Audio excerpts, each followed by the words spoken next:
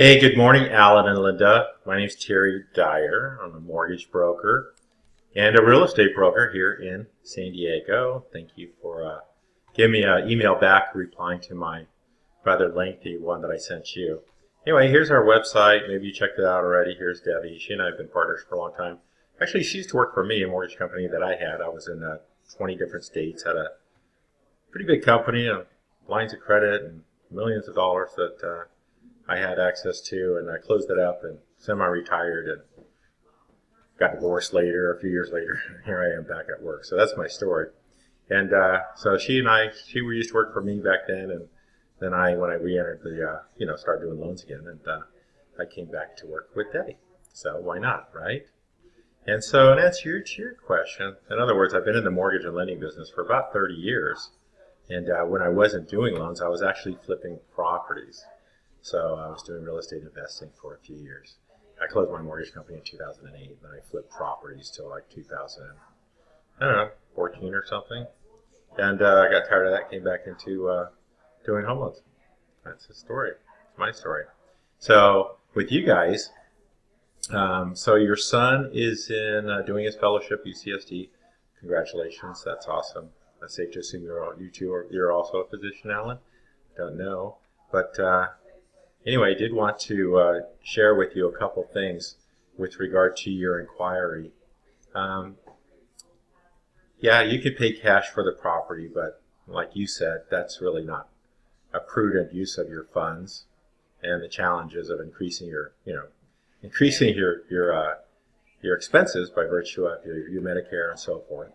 So that probably doesn't make a lot of sense if you don't have to do that. The other option would be for you to do a non-owner loan, non-owner occupied, which you could do, but again, that doesn't necessarily make the most amount of sense.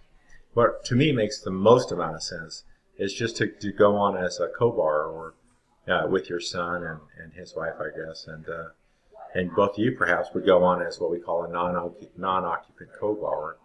And in so doing, we'd be able to use your income and your son's income, and the income of anybody that's going on the contract, or the loan rather.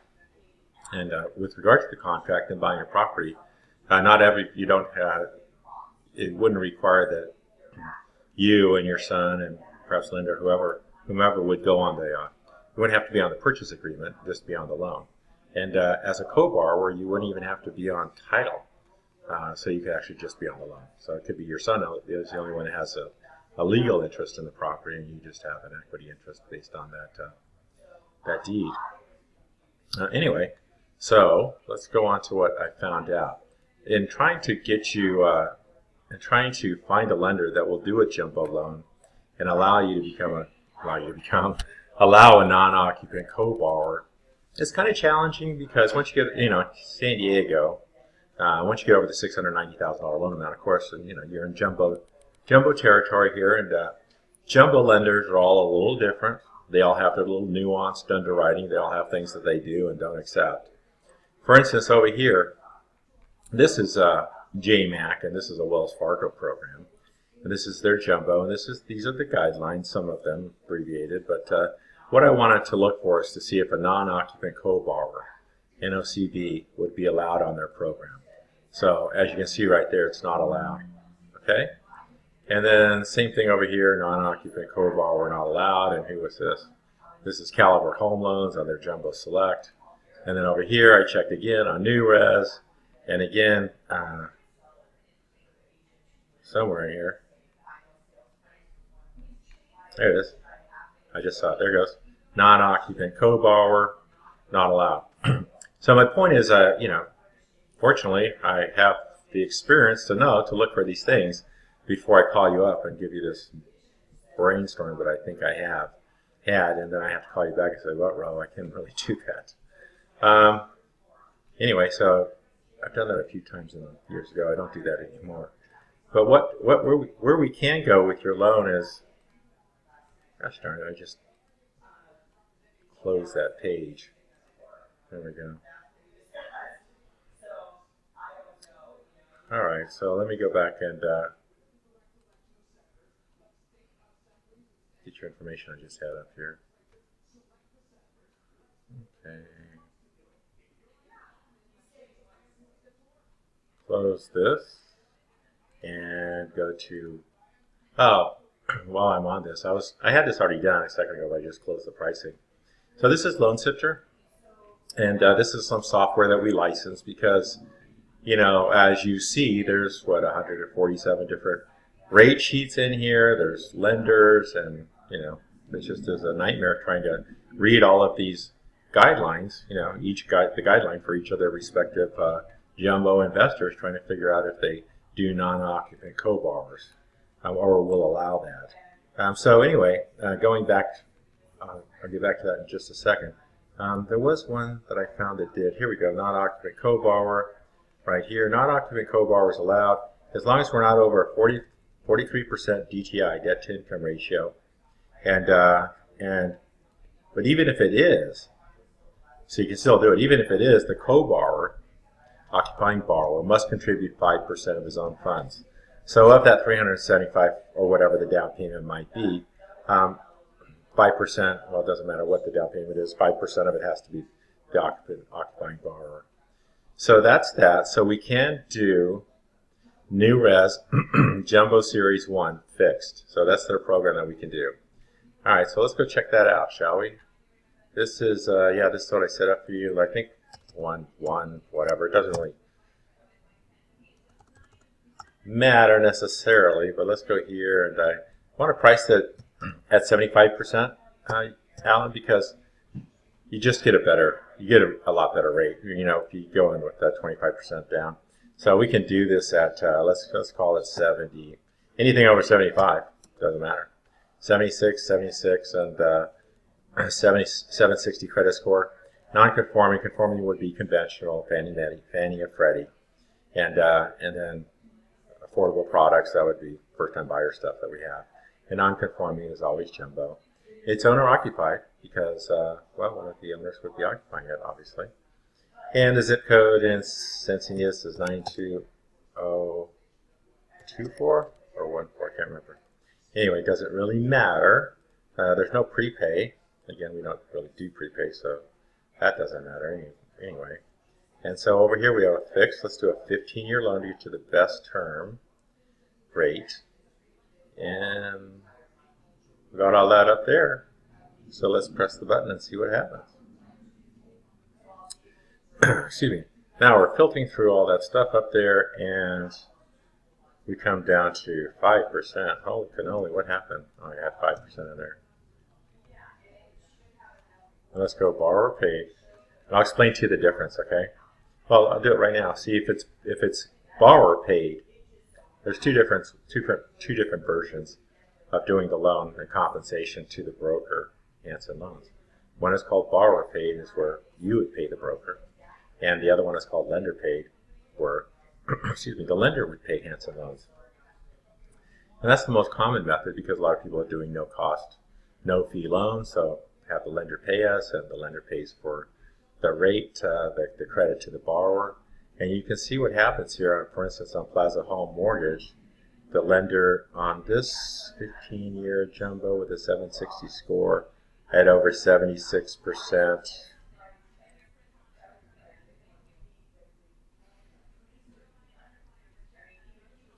There we go. It's looking a little bit better there. So when I flip that around, I'm sorry, hold on, let me go back to this, I'm sorry.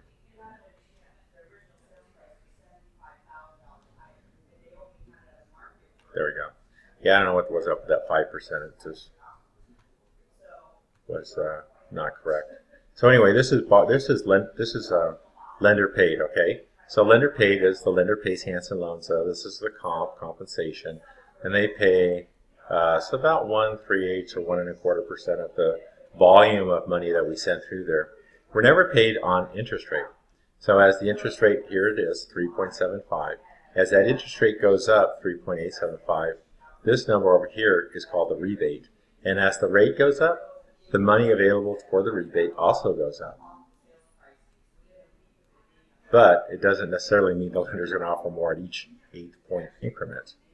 And you see here, it's rather interesting how they price these. That At 4 1/8, the same as same as 4%, but when you go to 4 1/4, it's at 47.15 in a rebate, and just a quarter point higher over 4 1/8, and they're giving you $6,300 for closing costs.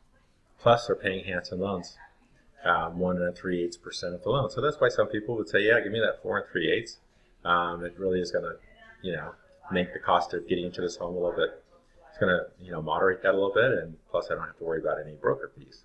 So that would be a reason why people do a no-cost loan or this loan. But let's change this up a little bit and see what we can do to maximize the pricing. So what happens is there are things in here called loan level pricing adjustments, LLPAs.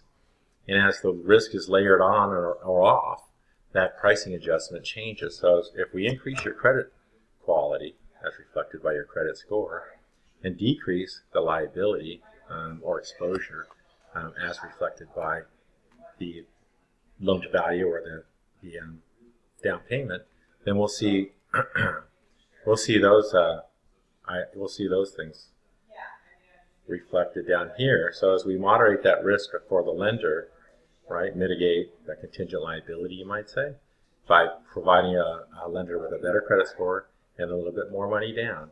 Now look what happens at 3.87. Now you're at 4%, and you're getting 3,000 back as opposed to 1,000 is where it was before. So that improved a little bit.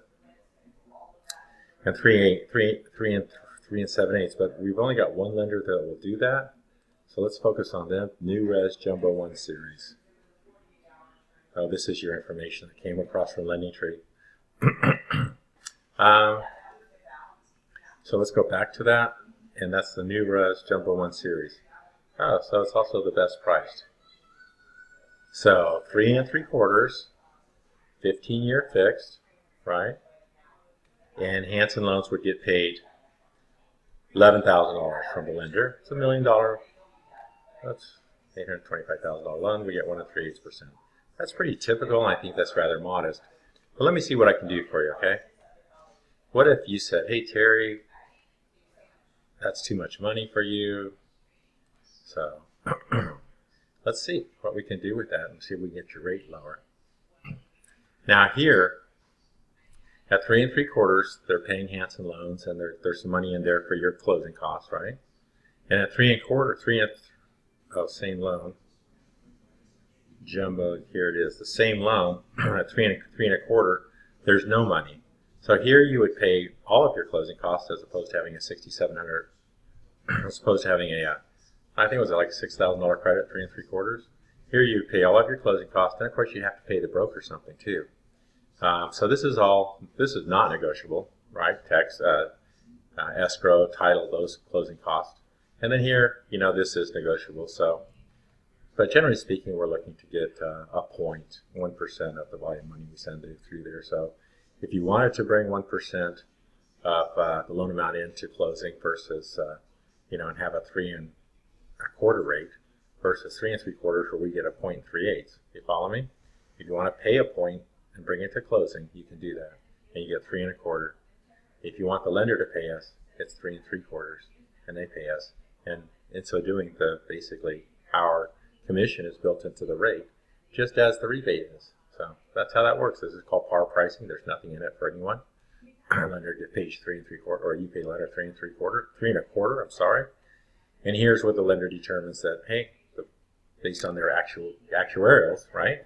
There's going to be more money in this loan, and so they basically give you a little bit back in order to entice you to send the loan to them. So that's it, guys. We can do a non-occupant co-borrower, 15-year fixed, 25% down.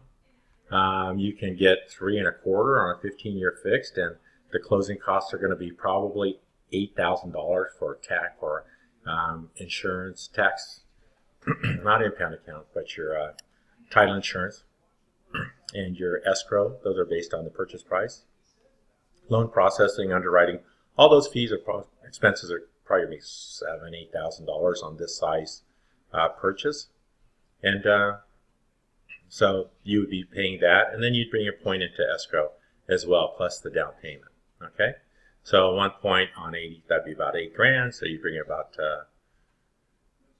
15 grand probably would be your closing costs that you'd have to bring in, plus your, well, a little bit more than that, plus your down payment. So you can bring in the closing costs and get paid 3 1/4, or you can let the lender pay the closing cost and pay 3 7/8. And that's basically how, in fact, that is how it works. Okay. So the trick here is finding a lender that's, knowing that you're actually going to be allowed to have a non-occupant co-borrower. And a lot of these guys that might be calling you today or yesterday, whoever you decide to work with, you just need to make sure that they understand they need to make that distinction. Okay? Anyway, that's it. That's how it works. And one last thing before I let you go, I wanted to show you my website.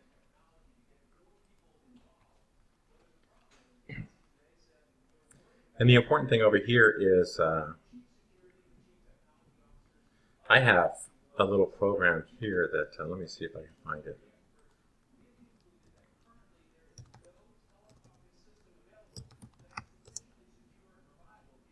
I can't find it. I have my own page dedicated to what I call heroes or first responders.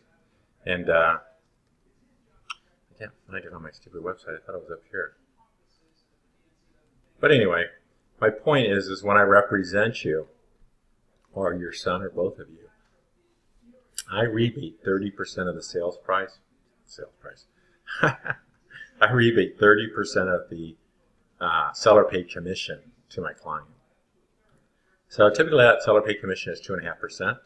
Obviously on $1 million loan, it's $25K. And of that $25K, 30% would be going back to you guys to help with those closing costs. So I do that for physicians and other first responders here in San Diego. And I'm the only one that does it. That's as a real estate broker, something that I do. I think that's it. Hopefully I explained everything to do with the loan and the pricing and doing a non-occupant co-borrower and the rates. I mean, we're also, in terms of rates, here's a rate sheet from Union Bank, with whom we're also approved. And let's see, 5-1 ARM. Let's see what their rates are today. Interest only, 30-year ARM, 4 1/8. They would give you a 0.5 point rebate. And 3.5 is a cost of a point. And here's their 15-year fixed rate, fully amortizing broker compensation. Here they're paying Hanson loans 1/4 point. And at 4 1/8, they would be giving the borrower 0.5 point. So the rates are a lot higher at Union Bank. Wow. Okay, well that's a surprise. And that's what I do. I find you guys a program and a lender and make it all work. Save you time and effort and disappointment of working with somebody that can't do that. All right. Hopefully we'll chat again. Thank you. Have a good one.